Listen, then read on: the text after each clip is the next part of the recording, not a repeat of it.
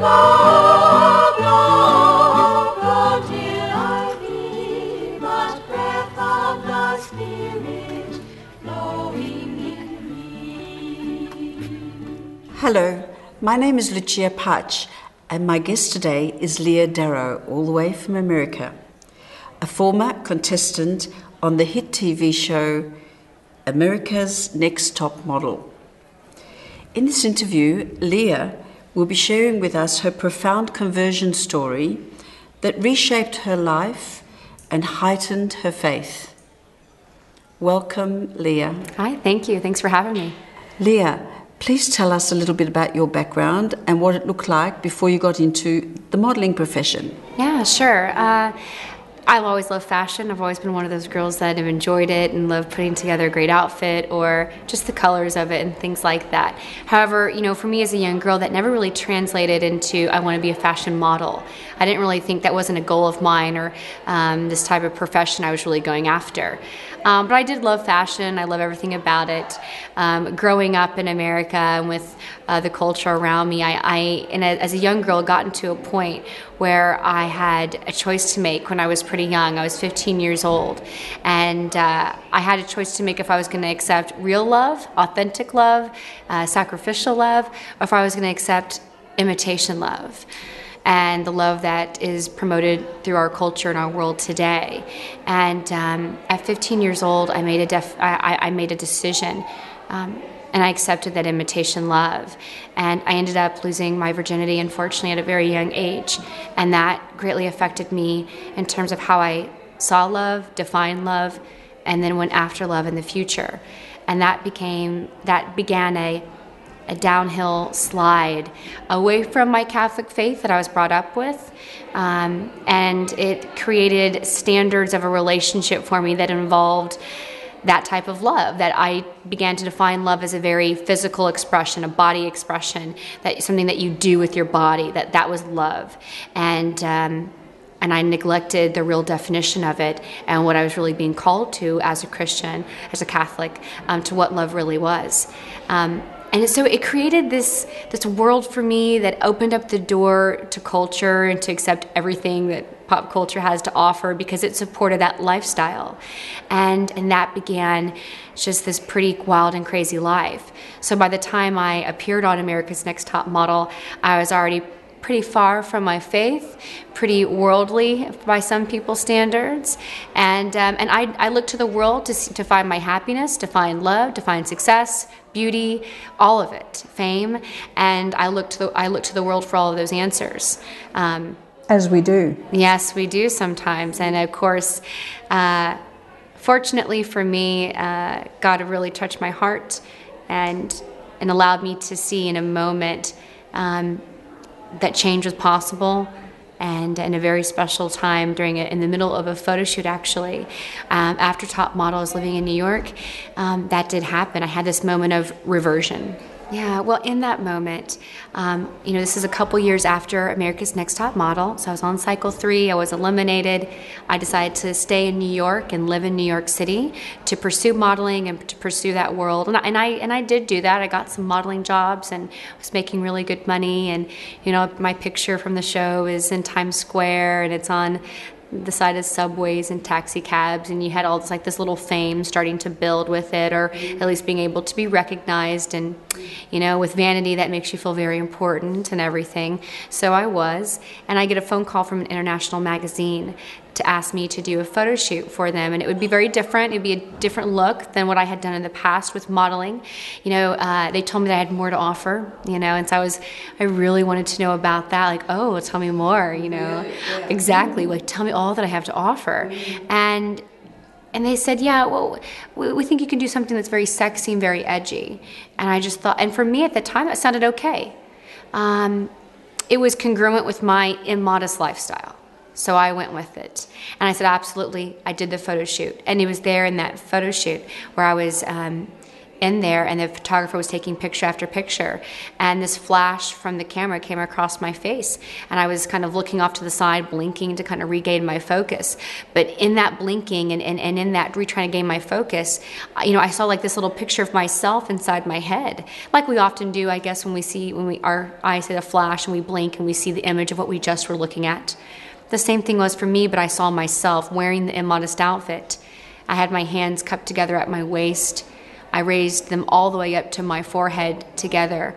This is during the shoot? This is during the shoot. This lasted a few seconds. Did you actually see yourself doing that, or did you actually do it? I saw myself doing it inside my head. It was like this little picture inside my head as I was blinking. Yes, right in the midst of the shoot. Absolutely, and it was very quick. Just lasted a few seconds, but I had my hands together, raised them up, and then I was looking out and up, and what I saw out and up above me was a shadowy face of a man's face. I didn't see any features, nothing like that. But he had looked at my hands, and then he bowed his head as if in disappointment. And I pulled my hands right back down to see what was in them, like what was so disappointing.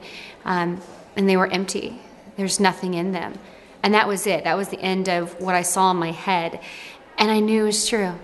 I don't care if people say it was a bad ham sandwich or if it was a real spiritual moment, but I knew it was true. I knew everything that God had given me, all my gifts and talents, I wasted on myself. I wasted on me.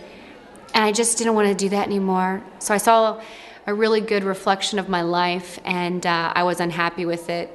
And I knew where I needed to go and where I needed to turn, and it wasn't to the world anymore.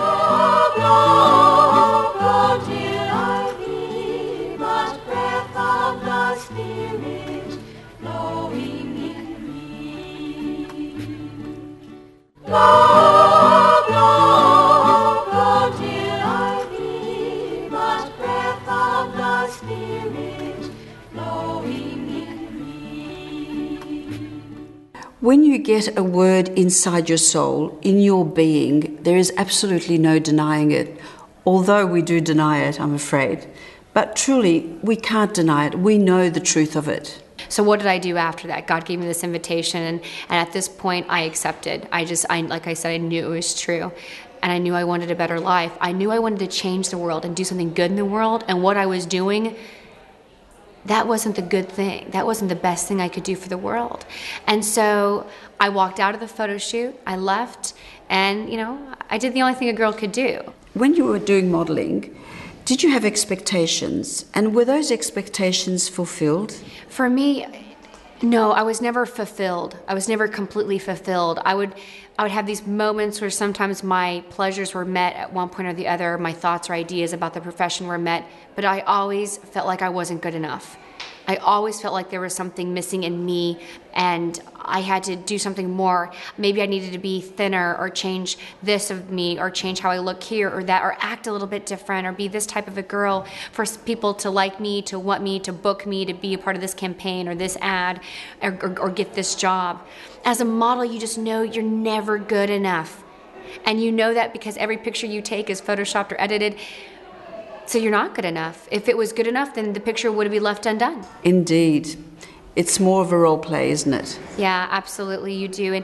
And I think for a lot of us models, we really know how to act happy. We portray happiness with that great smile and whatever it is very quickly, right? And you look at these ads and you look at all the things going on and you just think, wow, like I want to be like that happy. Whether we subconsciously think that or not. And so, yeah, it's a problem in that industry for us to, authenticity is not regarded as something that they go after, it seems. And thank God for you, because you can voice publicly now the truth of what it really is like behind the scenes. Yeah, and I think the message that I give, the message that I share, my story that I share it's nothing new. It's been said by a lot of people in the past, people who say it today, just some people maybe are scared to say it in front of a crowd or with a microphone. But with God's grace and courage, I'm happy to share it. I'm happy to share even some of my faults, and so the truth about my life, because I think it can speak to others to let them know that change is possible. And speaking of that change, that's kind of where I was at the end of that photo shoot. I walked out and wasn't quite sure what to do, but I guess I did the only thing a girl could do. After I walked out, I went home and I called my dad. Oh, and how did your dad react? Well, I called my dad, and I was living in New York City, and my parents were living back in the state of Missouri, so in the middle of the U.S. And I called him, and I just said, Dad, if you don't come and get me, I'm going to lose my soul.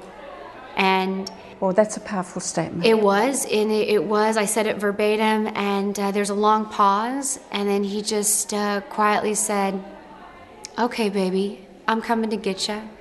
And my father drove 2,000 miles, maybe something close to 5,000 kilometers, maybe something like that, across the United States, 24 hours of driving, nonstop, didn't stop. And he came and he picked me up. Wow, Leah.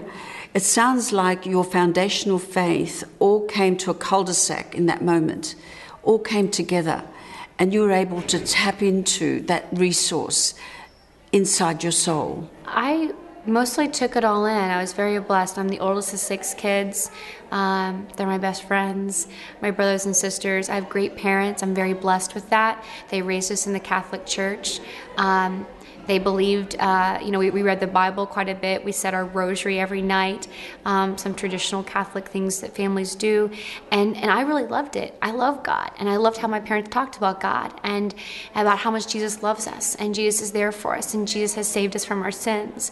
And I believed it and I loved it. My parents were so joyful too when they talked about it. Like it wasn't, anything bad or mean or anything. They were always happy when they talked about God.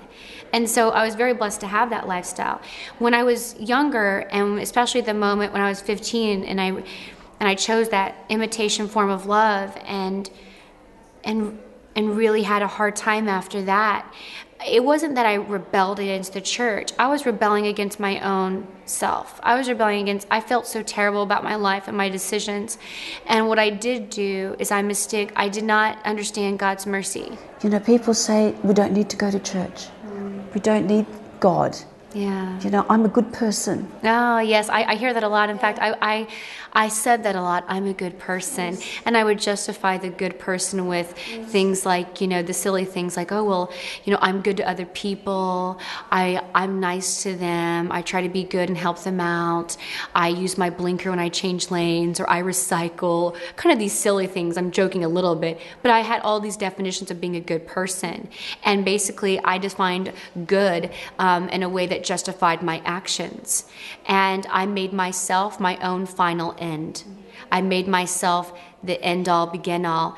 And I chose not to look to my Creator as my final end. And when we do that, we put ourselves on a very dangerous path. Now, I'll bring you back now to the time with your dad, because I felt that was important to draw that out of you. Absolutely, yeah. So my dad drives across the United States, halfway across the U.S. to pick me up. He gets to my doorstep. I'm a mess. I've been weeping and crying and just really thinking about my whole life. What have I done? And I've left my career. I walked out on this photo shoot. I'm done. I'm not going to do this anymore. And I chose that, and I wanted that. But what was I going to do? And so my dad gets to the front door, and the first thing he says, and what he looks like, he's got the biggest smile on his face, and he says, I'm so happy to see you. And I just thought, you're crazy. Prodigal daughter? Yes, exactly. I just thought, how could you be happy to see me? And I was expecting him and thought I deserved for him to get to the front door and say, you're such a screw up. What's wrong with you? You've disappointed your mother and I. Come on, let's go home. And I thought I deserved that. But maybe in a way, I guess I did. But my father did such a beautiful job, and he really reflected the love of God the Father. And he just looked at me, and he just says, I love you, and I'm happy to see you. I'm happy you're coming home. And I was all ready to go, and I said, okay, Dad, well, let's go. And I was getting my bags, and we're ready to leave. And he says, okay, but first we're going to go to confession. And for Catholics, that is how we reconcile ourselves with God. We go to confession, and I thought, oh boy, I don't know if I can do it. And my dad saw the hesitancy in my face, and he just said, Leah, you called and you said you needed to come home. Well, I'm here to take you home, and church is home. Go till I hear much breath of thy Spirit flowing in me. Love,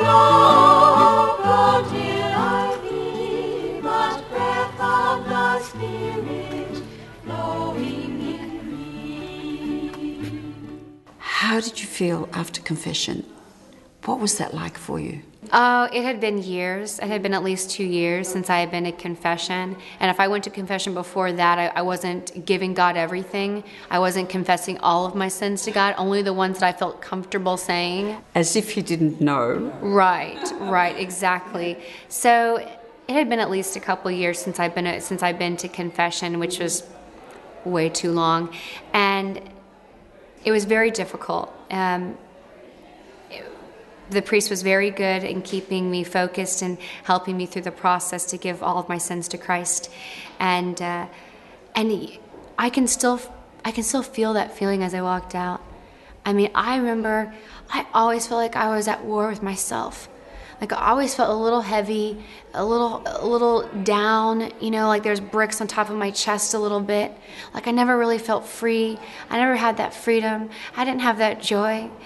And I walked out of the confessional, and I honestly actually felt lighter. I walked out, I just thought, this is how it's supposed to be. I just couldn't believe I gave God 10 years of my life at that point, of all of my sins, all of my pain, all of my suffering, every dark thing. I just wanted to scoop it out of my heart and just give it to Christ.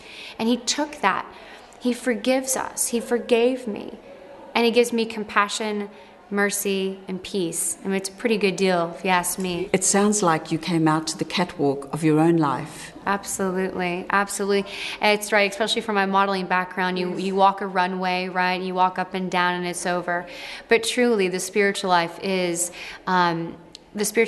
is a runway of life, where you're walking, and just as you can kind of maybe look at this with the catwalk or with the runway, it's a narrow space, and that is the spiritual life. It's saying no to the wide road and getting on the path of the straight and narrow road. So now you've turned away and come back to God.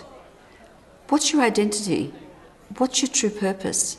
Oh, my first and foremost identity is a child of God, that I am His, that He is there for me. He is my Father, that He has sent us His Son, Jesus Christ, to suffer and die for us and for our sins, and has saved us by His precious blood. That is my identity. No matter what I do in my profession or what I do every day, that is who I am. And I was purchased at a price. And He loves us, and He's calling us all home, to Him, to God, our final end. And so that's how I see myself. That is my identity of who I am. And the work God has given me to do, and understanding that identity more, and in the work that He's done in my heart to heal my wounds from my past, seems to be what I'm doing now. One of the new vocations that I've started with Christ and with God is I just got married 2 months ago. I know, and I've just met your gorgeous husband. Yes, he is gorgeous. He's wonderful, and that's also my identity, is that I'm a child of God, but I'm also a wife. And I love my husband, and he wants my greatest good. He really loves me. He wants me to be good. He wants me to be holy. He wants me to be a saint one day. And so, that's also who I am. I'm also a wife, and I'm so proud of that. And then on top of all that, God's given me great work to do, even with my husband too, of spreading this message of conversion and mercy, of modesty, of chastity, of real love, of that we can say no to the world and yes to God and be happy and joyful. So Leah, what would you say to those people out there who are looking for a loving relationship? Yeah, sometimes we can be, in a sense, a little too desperate. We have to look everywhere and every place for somebody. We have to find somebody because, in a sense, we see our identity with the relationship or the person. So once it's going to have to come back to figure out, okay, who are you? Who is your identity? Like, how do you see yourself honestly? And when it's ordered well and ordered right, in line with God, it makes other things a little bit easier. I mean, a message to guys and girls out there. I speak a lot to women, co-ed as well, but a lot to women. And we all have like this dream guy that we think of, right? Mr. Right. Yes, and so we always think of Mr. Right. And he's usually, when we think of him, we always describe him as this virtuous man, this man who practices virtue, who's strong, who's honest, who has chivalry, right? He has good manners. He takes care of us. He provides for us. He's smart. He's intelligent. He does charity work. He does all these things. He's a virtuous man, right? This guy is not hanging out at the clubs. our Mr. Right is not there. And the funny thing is, we want this Mr. Right. We want to marry this Mr. Right.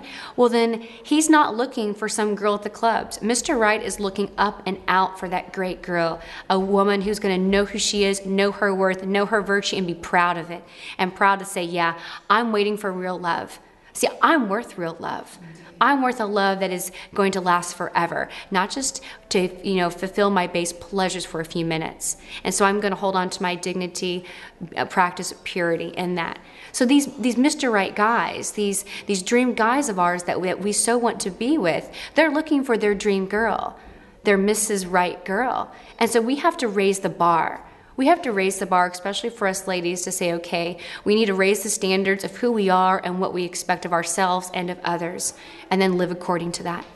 You work within fashion, within the Catholic Church, is that right? Or well, I have worked with an organization called Pure Fashion before in the past, which is a great organization. It's in the U.S. and other parts of the world as well. It promotes purity, modesty, and chastity through our actions, words, and dress. And it targets young ladies in high school age. So I have worked in the past with them, and it's been really wonderful. I also speak just plainly on talks on modesty, the faithful fashionista, as I've coined the phrase, chastity, purity, and how it's all connected together. So it's been a really wild ride, but I love it. Could you please define what modesty and chastity is in the language that you're using it in? Absolutely. So chastity is a moral virtue, and it's underneath the cardinal virtue of temperance. So temperance is one of the 4 cardinal virtues, and it has something to do with moderation, self-control. I think we all can agree we need a little bit more self-control in this world. Okay, so chastity fits underneath that. And chastity is knowing our sexuality and fitting it to the right state in life, whether we are single or married or consecrated or a priest. That chastity can be seen in all of that. And it's incorporating and integrating our sexuality with our spiritual being as well. Okay.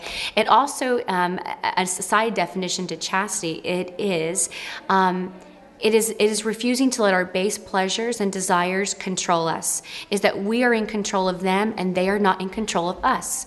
So we need not be making decisions only on our feelings and whatever feels right or feels good. That God did come, Christ did come to take away our sins, and he died for that. He's not come to take away our brains. We need to use them and be smart about that. And modesty is a way that we can practice chastity. In fact, John Paul II, in his book, Love and Responsibility, has a great quip. He's got a line that says, modesty is the guardian of chastity. So modesty is one of the expressions of it. Modesty is not just about dress, not just about fashion, but also about our words, our speech, and our behaviors and actions. And it is, in terms of fashion, it is veiling what always should remain hidden. Leah, we've run out of time, but I just want to say thank you so much. I feel so privileged and so honoured and so fortunate to have met someone like you in my life, and to have a one-on-one discussion with you about your sacred ground was just amazing. Thank you. And in my humble view, Leah, your message of hope and encouragement in today's pop culture or hedonistic culture is timely and desperately needed. And I, for one, want to salute you for responding to God's call in your heart, actioning it, and being such an exemplary model of the virtuous messages that you are giving out to our world today. Thank you, Leah. Thank you so much. Bring it to